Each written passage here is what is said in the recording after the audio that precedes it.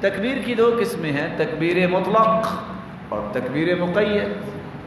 تکبیر مطلق یہ ہے کہ جب چاند نظر آ جائے ذوالحجہ کا، اس وقت سے لے کر آپ 13 ذی الحجہ تک مغرب سے پہلے پہلے آپ تکبیریں پڑھتے رہیں۔ بعض عصر کا بھی کہہ دیتے ہیں، لیکن ہمیں دیکھنا ہے حدیث کیا کہتے ہیں۔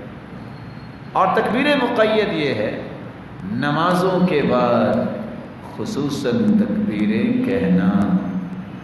رسول اکرم صلی اللہ علیہ وآلہ وسلم یہ 10 ذی الحجہ کے بعد نمازوں کے بعد بھی تکبیریں کہتے ہیں، اور مطلق تکبیر میں چونکہ نمازیں بھی ہیں اور عام حالت بھی ہے، حدیث کے الفاظ ہیں جب یہ 10 دن شروع ہو جائیں، جب چاند نکل آئے فَأَكْثِرُوا فِيهِنَّ مِنَ التَّهْلِيلِ وَالتَّكْبِيرِ وَالتَّحْمِيدِ، تو کثرت سے لا الہ الا اللہ پڑھو، اللہ اکبر کہو، الحمدللہ کہو۔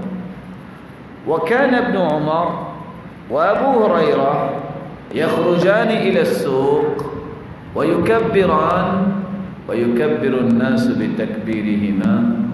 ابو ہریرہ اور عبداللہ بن عمر صرف بازار جاتے ہی اس نیت سے تھے، خریدنا کچھ نہیں، بلند آواز سے تکبیریں کہیں۔ ان کی تکبیروں کو سن کے بازار والے بھی تکبیریں کہتے، اور بازار والے تکبیریں کتنی کہتے؟ حتی ترتج اسواق مینا، بازار جو مینا کے ہوتے ہوئے گونج اٹھتے۔ یہ تکبیروں کا سلسلہ جو ہے ان چاند نکل آئے تو اس وقت جاری ہو جانا چاہیے۔ آپ کیسے تکبیر کہیں؟ اللہ اکبر اللہ اکبر، لا الہ الا اللہ واللہ اکبر، اللہ اکبر وللہ الحمد، یہ سب سے آسان تکبیر۔